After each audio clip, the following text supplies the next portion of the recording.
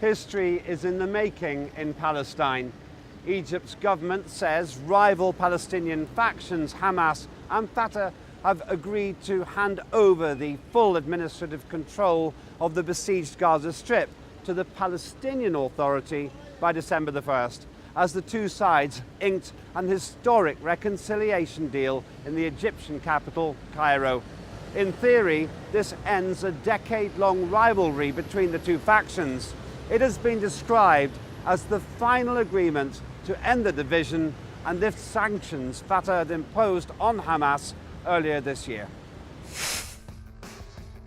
According to a statement released by the State Information Service of Egypt, the two movements agreed to enable the National Unity Government to carry out its work and assume its full responsibility in running the Gaza Strip, as is the case in the West Bank, by December the 1st, 2017.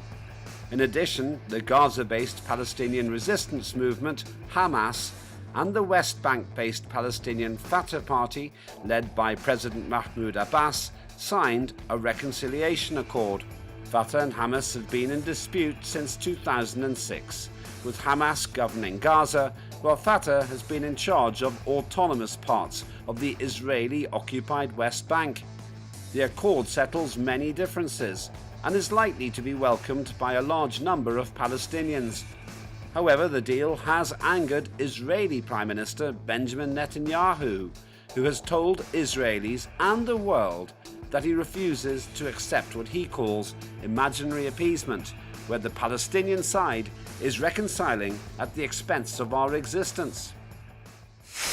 Will Israel try to undermine any unity deal between Fatah and Hamas? And is such a deal the only route to ensuring that Palestinians regain their territory? Simple questions with important answers.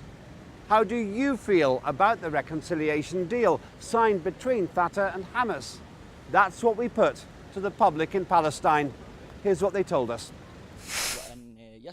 As a Palestinian, I'm optimistic about the reconciliation. This is because of the bitterness of the previous experiences. But we have hope there will be a real transition to the reconciliation agreement, and the Palestinian people feel the results of this agreement, that both parties return to political work together. The Palestinian people hope the reconciliation deal will be serious this time. We're one people, and the Gaza Strip and the West Bank should be reunited. The reconciliation is excellent, and I am really optimistic, because at the end of the day, reconciliation means unity. National reconciliation is the shortest way to achieve the Palestinian dream in establishing an independent state.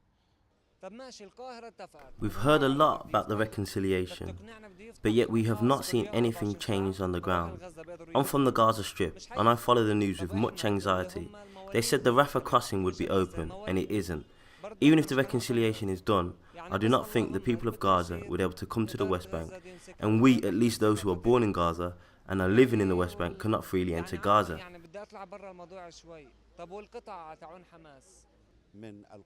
After 10 years of division between the two parts of the homeland, reaching a reconciliation deal gives me a good feeling. All the Palestinian people are eager to witness this real reconciliation. Today, the Palestinian cause is in its worst stages, and it needs this comprehensive national unity to liberate the homeland and establish the Palestinian state. A real reconciliation has become the dream for Palestinians. And God said in the Holy Quran that reconciliation is good. We hope this reconciliation is in the interest of the Palestinian people and hope to solve our problems and organize our interior home.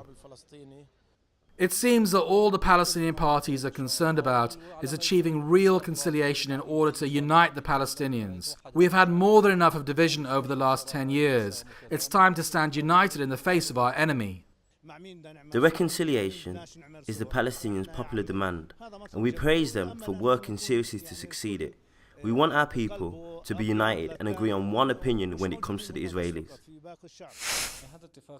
This agreement was supposed to be reached a long time ago.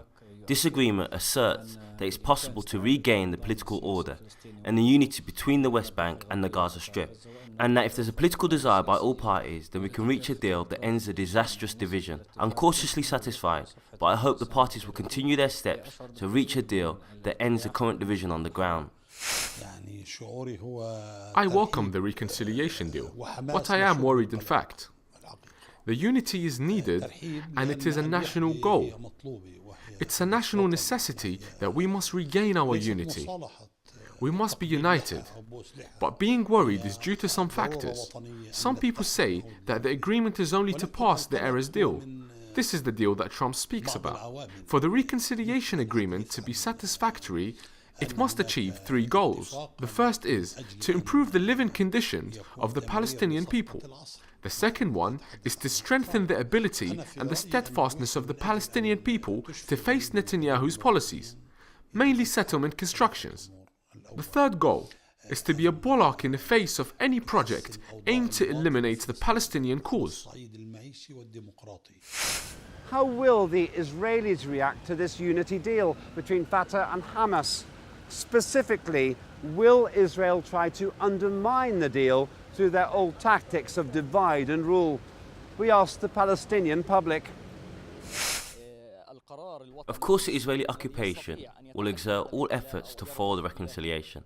However, the emphasis is on the Palestinians who will challenge and resist this Israeli occupation and never be subject to it.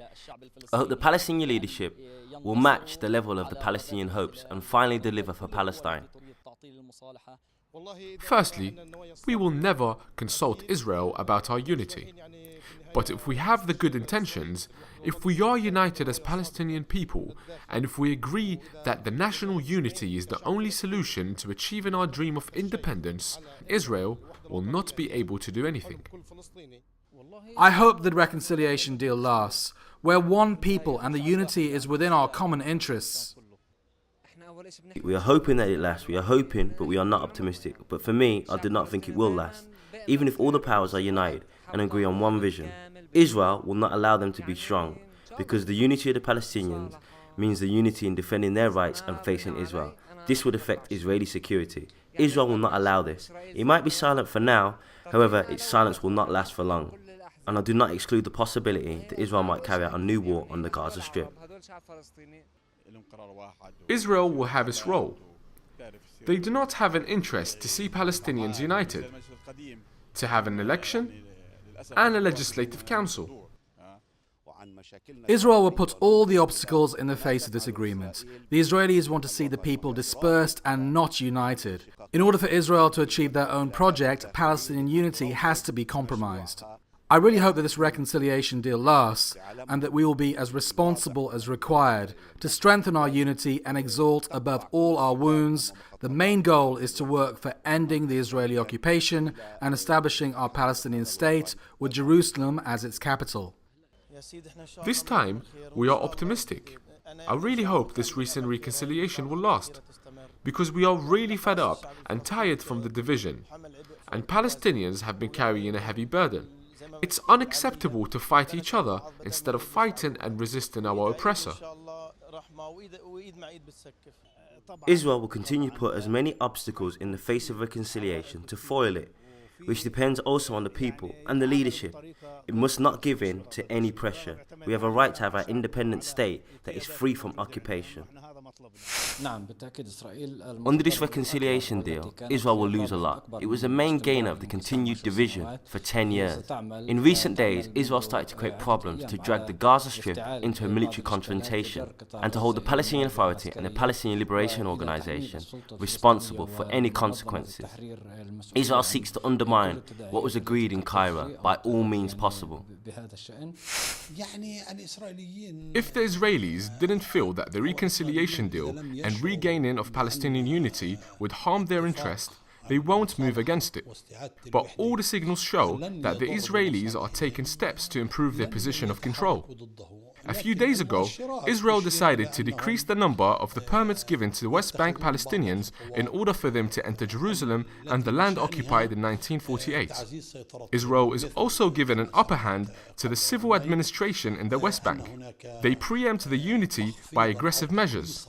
Netanyahu himself said that he won't negotiate with the Palestinian government, including Hamas, unless they recognize Israel as a country and abandon its armed resistance. Hamas and Fatah have in recent times taken a different approach to resistance against Israeli occupation. Are Palestinians concerned this move for reconciliation is intended to pacify sections of that Palestinian resistance? We ask the public. It isn't wrong to understand that maybe today an armed resistance would harm the reconciliation, so Palestinians should resort to other options like popular struggle. They should understand the rules of the game, and unfortunately, we cannot rely on the Arab states. They will do nothing. Under these circumstances, unity is one of the forms of resisting the occupation and its plans. I hope this reconciliation lasts, because the division has been harming the Palestinian people and their cause a lot. The world should address the Palestinian people and not one power or another. The powers have a responsibility to protect the reconciliation and defend the people's rights and agree on a unified strategy for the political struggle or any other form of resistance that's internationally granted to us. We must keep our demands for the refugees' right of return, and we will never abandon this right. The previous experiences prove that one form of struggle is not enough. There should be a combination between armed struggle and popular struggle.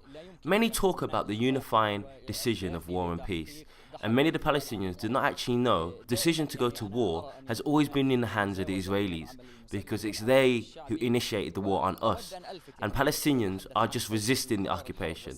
We are not the one making the decision to go to war. For sure, Israel is not satisfied. Every time it feels there would be a good or an interest for the Palestinians or the Muslims, Israel tries to sabotage the efforts.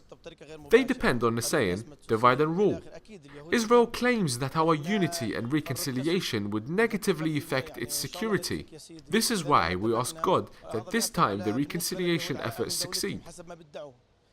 On the ground, both Hamas and Fatah are holding talks to agree on a unified position related to stopping all media campaigns between them, and this will only help the reconciliation to succeed. Britain doesn't recognise us as a Palestinian state, so this means that whatever we say, our voice won't be heard. This is why we need our unity, and we need it now. It seems that there's a regional pressure to achieve a specific agreement in the region, and to complete this reconciliation, Israel, of course, never wanted to see the Palestinian people united. It might obstruct this reconciliation in various ways, but we hope Fatah and Hamas keep our unity as their priority. At this stage, and with the need to prove that unity is the priority, we must still defend ourselves against any Israeli attack on the Gaza Strip, as Israelis have always been the attackers, and we as Palestinians are the ones that need to defend ourselves. Today there are many preparations in the region, and we are part of it. Whatever form of struggle the Palestinian people choose to adopt, we support it. According to the prisoners' national document that states on the desire to use popular struggle, and this has been agreed by all parties, including Fatah and Hamas. The other options of struggle have not been dropped. These options are granted by international law until the Israelis end their occupation, until the Palestinians achieve national freedom. All options remain available, but I think there's a mass popular struggle, and that will work. The Palestinians from all walks of life heading to the streets by the tens of thousands, taking part in anti-Israel demonstrations to express they insist on ending the occupation. That is highly accepted by everyone. Resisting the Israeli occupation under its policies is a right granted by all the international laws. And to add to that, the United Nations gave the oppressed nations the right to resist the occupation with all its powers and with all means possible. The Israeli occupation and its practices leave us with only one option, which is to continue resisting. Every day, Israel announces new settler units. Netanyahu clearly says he will not allow Palestinians to have a state, and he will not dismantle any of the settlements either. These are factors that push the Palestinians towards conflict and resisting the occupation. The deal ends a rift between the two factions, which has lasted 10 years. 3,000 police officers will be redeployed to Gaza. However, there are 25,000 Hamas militants whose status remains uncertain. According to Amnesty International, since 1987, an estimated 10,200 Palestinians have lost their lives. Does the public in Palestine think this new peace deal signed in Cairo between Fatah and Hamas will last? And why? There are regional and international factors that are not willing to see Palestinians united. America, Israel, and the West do not want to see Palestinians becoming stronger. They do not have any other option but to reconcile. In the 10 years, Hamas and Fatah have tried everything in politics, including armed resistance, but it has failed to realize the most important thing, which is unity. They must be united and stick together in order to liberate Palestine and end this occupation, which has been planning to remove the PA from the Gaza Strip and isolate Gaza. This is why we have to strengthen our position and unite. All the Palestinian people will stand behind them if they're united. The loyalty to specific factions will never be a priority over the loyalty and interests of Palestine. The decision of an armed approach today might not be an appropriate choice. We have to acknowledge that we still have the strong will, but we should not underestimate the Israeli army's power. We always have to document the Israeli crimes against the Palestinian people and their land. Maybe in this stage, if we really want to achieve something on the ground, I believe the popular approach would be our perfect option. Under the current Arab situation, and while the international community is not fully supporting the Palestinian cause, we have to organize our internal situation and then agree on ways to resist the Israeli occupation, or at least with the reconciliation efforts. It will rejuvenate the popular struggle and strengthen the PA efforts on the international political arena. Regardless to what had happened to us, and the people say that the Palestinians are divided, we are not divided when it comes to resisting the Israeli occupation. The proof is that Hamas and Fatah supporters and those affiliated or supporting other factions have always agreed to fight the Israeli forces and to face them when they storm the areas. But maybe the leaders of the factions have their own vision and their own definition of resistance. We hope they agree on what's best for the people and the cause. This will be the decision made by the political leadership. I think they could tell what's the appropriate form of struggle, especially to protect the dignity of Palestine. I really hope that the leadership have good hearts and believe in this reconciliation and have no hatred towards each other. The Palestinian leadership need to know that they're not the only ones that matter and that the people really want this unity to last. We hope to continue despite many failures in the past, and any obstacles will be removed or overcome, and solving all the disagreements that have been preventing truly folding this page in history. The challenge today is to form a unity government from all powers that are able to put a timetable to hold parliamentary and presidential elections, as well as general elections for the National Council, to reunite the political system. If these issues are successfully reached with the completion of other issues related to the Hamas employees, borders and uniting the political regime both in the West Bank and the Gaza Strip, then we can say that reconciliation is moving forward step by step, which the Palestinians desire to see, ending the division finally once and for all. At the moment, there's a share of authority participation. Those who want to achieve unity should not postpone calling other powers to attend the reconciliation meetings till after 50 days. I was also informed that the elections will be postponed. The elections will not be held for the next 6 months, as all the signed agreements have stated. I feel a little doubtful that the aim of this reconciliation deal is only to share the authority and the power, rather than the actual unity. 2017 marks 100 years since the Balfour Declaration, when the British government gave away Palestinian land. We wondered if Palestinians feel the only hope for regaining their land is if they unite against their common enemy. Britain has imposed its guardianship on Palestine without being asked to. Palestine was one of the best countries in this region at the time. In 1917, Britain gave the Jewish people our land and told them to have their homeland as if it was empty land without a people and a rich culture. How come they did that? Britain must apologize to the Palestinian people and must compensate for their suffering over the last 100 years. The Palestinian people will continue to resist in the face of the Balfour Declaration and in the face of Netanyahu's policies. The United Kingdom should acknowledge its responsibility and it must compensate the Palestinian people. How did the United Kingdom gain the right to give the Jewish people our land? Britain should support our Palestinian cause and our right to exist on this land as it is ours. Britain must correct this mistake. The hope depends on the young Palestinian generations, who should know deep inside of them that this land is ours. As long as they continue to know and fight and believe what Balfour gave away illegally to others will never ever be right. President Abbas has demanded the UK apologise for the Balfour Declaration, and if the UK insists on celebrating the 100th anniversary, then we will sue them for setting the ground for the occupation of Palestine, and then they should compensate the people. The people of Palestine have been oppressed, and Britain's Balfour Declaration was unfair. It should compensate us. And today, the Palestinian Authority is demanding Britain to apologise. Of course, if we remain divided, we cannot address the world from a strong position about our demands and our rights to end the Israeli occupation. As Palestinians, we should all agree on suing Britain at the International Court and keep working towards retaining our rights and our land. The UK committed a crime against the Palestinian people, and we're still suffering because of this notorious declaration. The Balfour Declaration is a stain on the forehead of all Arab countries because they didn't reject it in the beginning, and we as Palestinians will continue defying it and condemn it. At the same time, we have to continue to work to end the Israeli occupation. First of all, we all know that Britain is the main responsible force for our catastrophe in the first place.